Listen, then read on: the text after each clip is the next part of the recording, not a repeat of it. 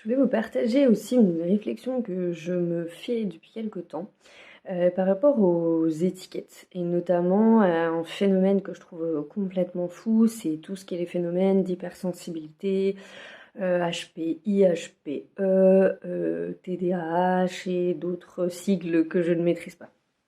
Alors attention, on fait pas la mauvaise foi, on écoute bien ce que je dis.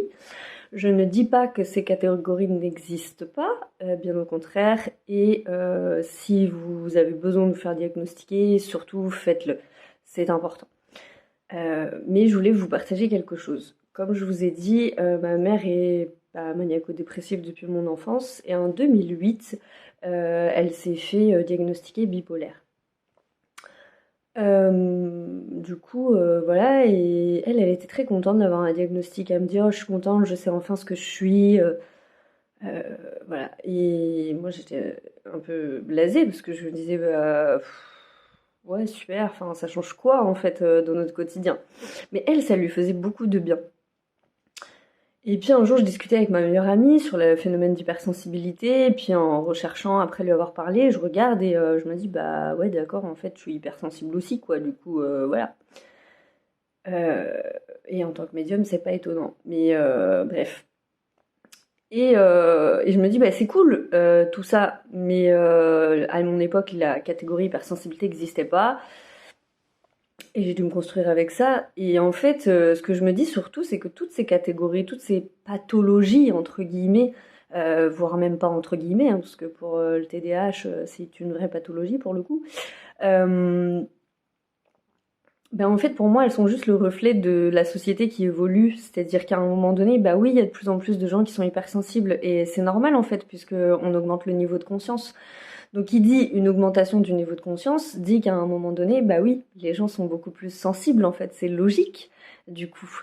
Et tout ça pour vous dire, faites attention aux étiquettes juste qu'on met, qu'on emploie, qui nous font du bien, qui nous rassurent. C'est pour ça que je vous dis, si vous avez des doutes et que vous sentez que vous avez besoin de vous faire diagnostiquer parce que vous êtes HPI, HPE ou que vous avez un TDAH et que ça vous pose problème dans la vie, eh ben Seigneur, allez-y, allez vous faire diagnostiquer. Je crois que c'est une phase importante en fait, cette phase de diagnostic.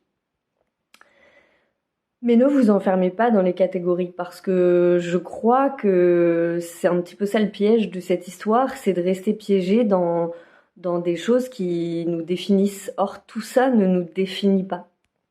Non, parce qu'entre nous, ces histoires d'étiquettes, pour moi, elles sont importantes parce que je vois beaucoup sur les réseaux sociaux des gens se cacher derrière ça, parfois pour faire des trucs, voilà, à un moment donné, c'est pas parce qu'on est hypersensible ou qu'on est HPE ou qu'on est je sais pas quoi que pour autant on doit faire n'importe quoi. Et voilà, et puis pour ce qui est des TDAH, moi, mon sentiment et ce que je reçois, c'est que c'est pas étonnant non plus qu'il y en ait de plus en plus parce que on arrive dans un nouveau monde.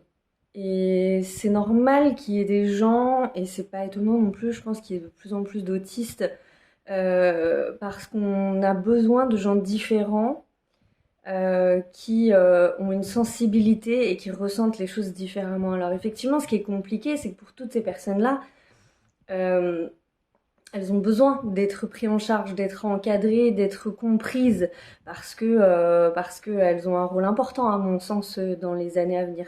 Maintenant, c'est pareil, faut pas se cacher derrière des étiquettes. Quand c'est des pathologies, et les pathologies doivent être prises comme des pathologies.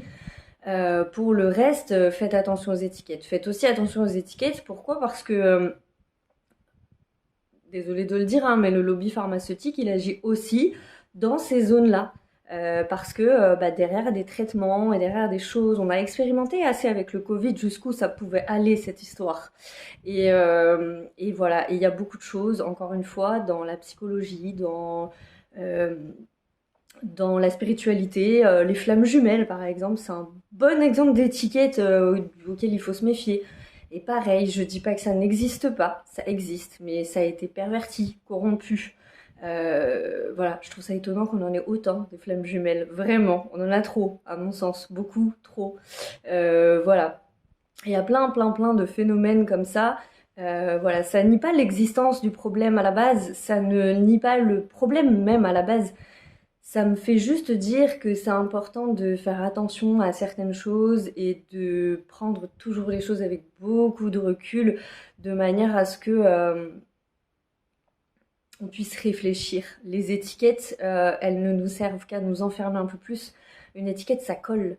Et on n'a pas besoin de ça en fait, parce que même quand on est malade, notre maladie ne nous définit pas. Si vous avez un handicap, votre handicap ne vous définit pas. Vous êtes une personne avec un prénom, une existence, une vie, un parcours, des expériences. Et c'est ça qui compte vraiment. C'est la seule chose qui compte vraiment.